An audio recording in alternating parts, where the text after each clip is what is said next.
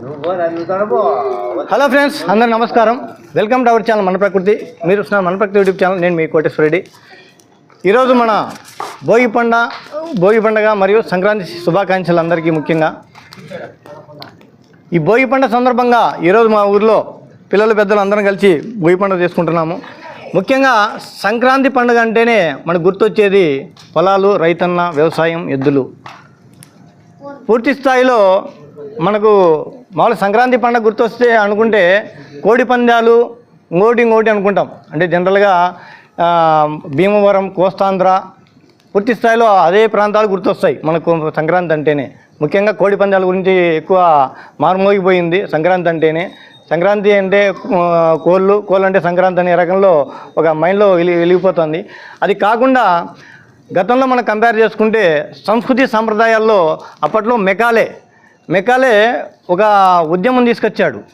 ఏంటంటే వాళ్ళను ఒక విధంగా వాళ్ళ బలం తగ్గించాలంటే వాళ్ళ సంస్కృతిని నాశనం చేయాలనే ఒక సిద్ధాంతం తీసుకొచ్చాడు.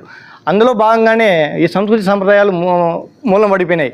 కాబట్టి ఆ మెకాలనే ఒక్కసారి మనం ఓ విధంగా దాన్ని ఆయన ఉద్దేశం ఏందో ఆలోచన చేసుకొని ఈ సంస్కృతి సంప్రదాయాల్లో భాగంగా ముఖ్యంగా వ్యవసాయంలో ఎద్దులు మనకు పూర్తి స్థాయిలో కనుమరుగైపోతున్నాయి ఇప్పట్లో. కాబట్టి ఈ రైతన్నకు తొలి పండగ, అలాగే పంట చేతికొచ్చే రైతన్న ఇంటికి వచ్చే తొలి పండగ ఇది.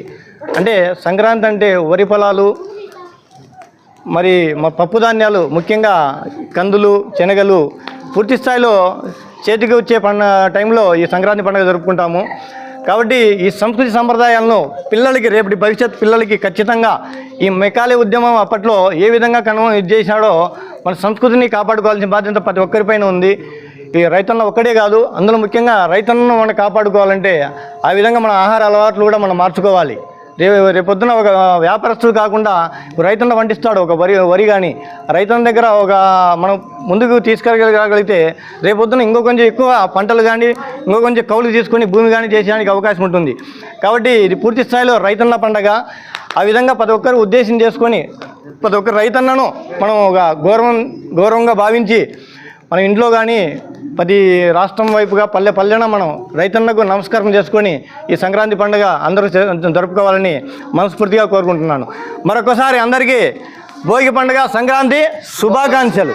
మా ఊరి తరపున, మా గ్రామం తరపున, మా పిల్లల తరపున అందరికీ సంక్రాంతి, భోగి, కనుమ శుభాకాంక్షలు. జై శ్రీరామ్, జై శ్రీరామ్. భారత్ మాతా కే, జై హింద్.